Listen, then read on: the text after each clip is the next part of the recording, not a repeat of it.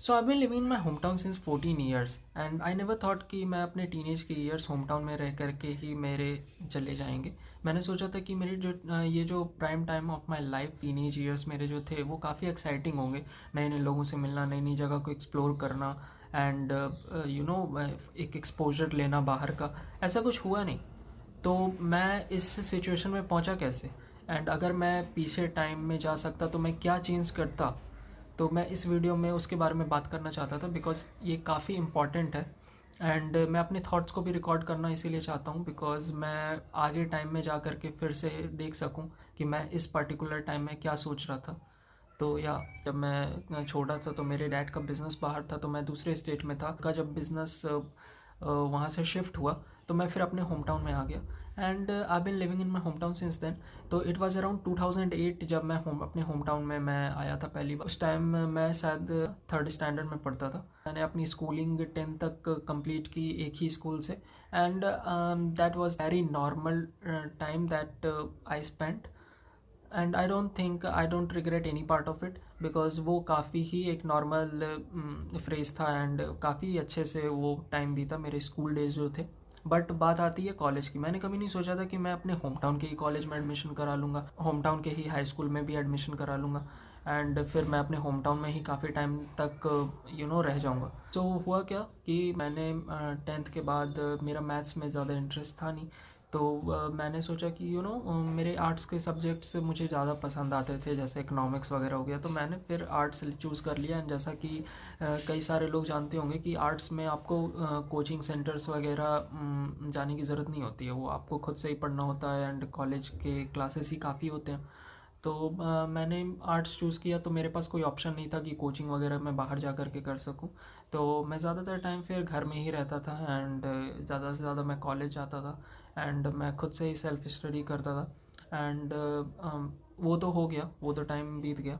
And फिर मैंने सोचा था कि चलो अभी तो मुझे बाहर जाने का चांस मिला नहीं, लेकिन ग्रेजुएशन में मैं बाहर जाऊंगा एंड कोई अच्छा कॉलेज चूज़ करूंगा अपने लिए।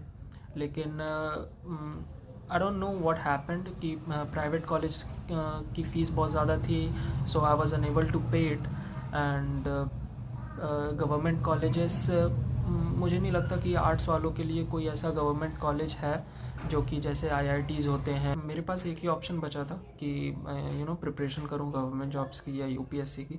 तो वो गवर्नमेंट जॉब्स एंड यूपीएससी की प्रिपरेशन भी ज़्यादातर सेल्फ स्टडी से ही होती है।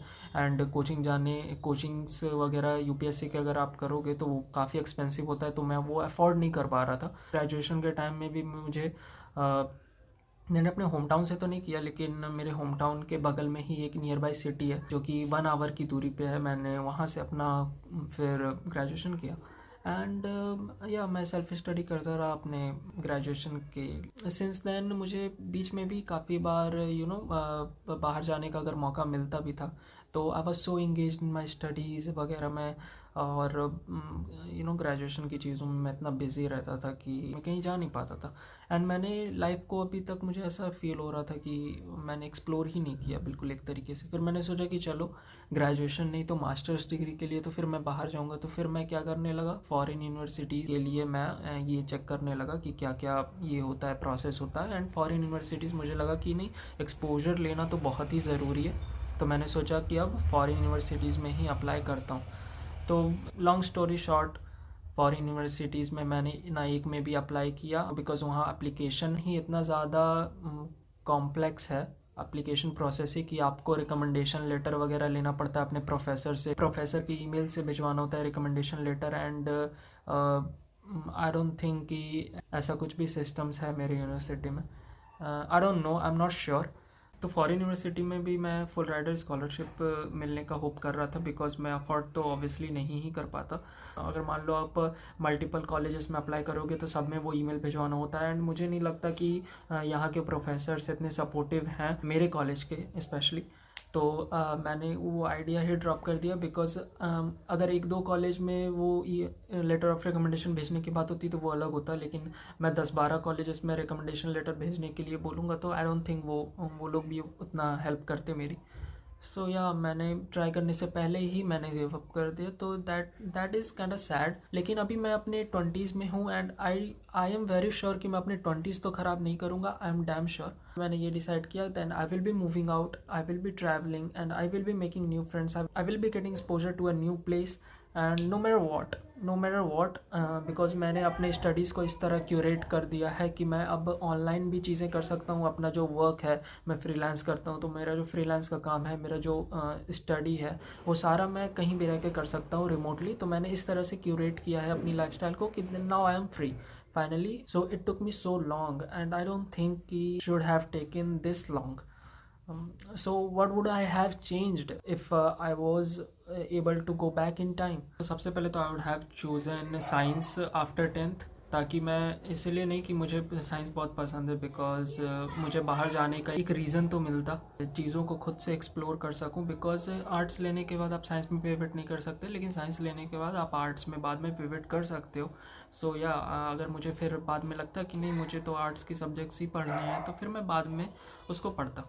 तो एक बार क्योंकि आप बाहर निकल जाते हो ना, फिर आपको वो जो है कंफर्ट जोन होता है, वो आप कंफर्ट जोन के जब बाहर आ जाते हो, कि एक तो रीज़न ये भी था कि मैं अपने कंफर्ट जोन में चला गया था। घर में रहते रहते मैं अपने कंफर्ट जोन में ही चला गया था।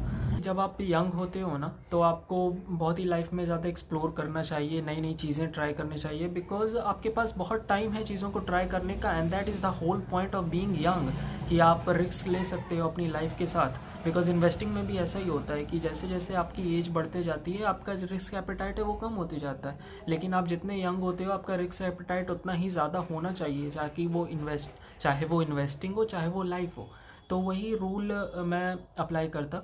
मैं ज़्यादा से ज़्यादा रिस्क लेता अपनी लाइफ में एंड मैं बाहर जाता, नई नई चीज़ों को ट्राई करता। मैं हमेशा से एक्टिंग करना चाहता था, मॉडलिंग करना चाहता था, कंटेंट क्रिएशन करना चाहता था। तो अगर मैं बाहर रहता तो ये सब मैं शायद ट्राई कर पाता। एंड आई थिंक कि वो एक्सपोजर मिलने से मुझे रह गया। एंड मैं अपना स्टार्टअप भी बिल्ड करना चाहता था। तो बाहर रहने के बाद आप नई नई चीज़ें ट्राई कर सकते हो, रिस्क ले सकते हो and you can figure out your self कि आपको क्या करना है लाइफ में। तो आपने एक डिसीजन ले लिया जब आप इतने यंग थे, जब आपको इतनी ज़्यादा समझ भी नहीं थी, and you are sticking with that decision for your whole life. So yeah मैं तो ये अगर टाइम मुझे वापस मिले तो मैं सबसे पहले तो यही करूँगा। I mean my yearly 20s, सो मेरे पास अभी भी बहुत ज़्यादा टाइम है कि मैं चीज़ों को फिक्स कर सकूँ। बट अगर मैं अगर मैं अपने टीनेज से ही वो सारी चीज़ों को ट्राई कर लेता, जो ट्रायल एंड एरर का जो फेज़ होता है वो एटलीस्ट अभी तक एंड हो जाता है, एंड मैं एक पार्टिकुलर चीज़ पे फोकस कर पा रहा होता अभी आराम से। लेकिन वो जो ट्रायल एरर का जो मैंने टाइम था वो वेस्ट कर दिया। सो अब मैं ट्रायल एरर पे ज़्यादा ये नहीं कर सकता। सो अभी मैं जो भी मुझे करना है वो डेफिनेटली सोच करके ही करना होगा कि मैं अपने टाइम को कहाँ पर इन्वेस्ट कर रहा हूँ। तो मैं अपने 15 ईयर ओल्ड सेल्फ को अगर कोई एडवाइस देता तो मैं यही देता कि buddy, go out there and figure out yourself. Because आपके जो पेरेंट्स हैं, they are like golden handcuffs for you. And आपको ये जो वर्ल्ड है वो खुद से एक्सप्लोर करना पड़ेगा, अपने डिसीजंस खुद से लेने पड़ेंगे। एंड डिसीजंस बस कुछ भी सोच करके नहीं ले सकते आप कोई चीज़ ट्राई करते हो एंड फिर आपको समझ में आता हो कि हाँ आप ये कर सकते हो कि नहीं कर सकते हो। बिकॉज बिना ट्राई किए आपको आपने ये सोच लिया कि आपको ये करना है, that does not it does not work like that. One can never regret decision of exploring life, because आपको नए नए फ्रेंड से मिलने को मिलेगा, आप नई नई चीज़ें ट्राई करोगे, उससे जो एक्सपीरियंस होगा वो कभी भी वेस्ट नहीं जा सकता। वो जो एक्सपीरियंस है, वो जो फ्रेंड्स हैं, वो जो आपने नेटवर्क बनाया, वो जो आपने स्किल्स एक्वायर किए in the process of achieving what you want to achieve, या फिर आपको लगता था कि आप ये करना चाहते हो लेकिन आपको करने के बाद समझ में आया कि ये आपके लिए नहीं है, लेकिन वो आपको खुद से ही करना पड़ेगा। वो आपको सोच करके नहीं लग सकता है कि हाँ ये मेरे लिए है, ये मेरे लिए नहीं है, बिकॉज करने के बाद ही चीज़ें समझ में आती। सो करेंटली मैं जो अपने कॉम्पिटेटिव एग्ज़ाम्स के जो प्रिपरेशन है वो तो कंटिन्यू करूँगा ही, एंड साथ में ये जो कंटेंट क्रिएशन है इसको मैंने काफ़ी सीरियसली अब लेना स्टार्ट किया है। Because I think the content creation से ही मैंने जो बाकी की चीज़ें बोला था कि I want be these things, वो सारी मैं चीज़ें अचीव कर सकता हूँ कंटेंट क्रिएशन के थ्रू ही, because it will create a distribution for me and yeah I think I am getting best of both worlds. मैं कंटेंट क्रिएशन कर रहा हूँ and I am preparing for competitive exams. I will be travelling. बहुत सारे लोगों को देखा है जो कि सारा कुछ कर रहे हैं, फ्रीलांसिंग कर रहे हैं, ट्रैवलिंग कर रहे हैं एंड कंटेंट क्रिएशन कर रहे हैं, and still they are able to crack many competitive exams. मैंने खुद ऐसे बहुत सारे लोगों के बारे में देखा. I don't know if it's a good decision और बैड डिसीजन, लेकिन there is nothing like good decision और bad decision. There is nothing like that. I just think कि डिसीजन शुड बी योर्स.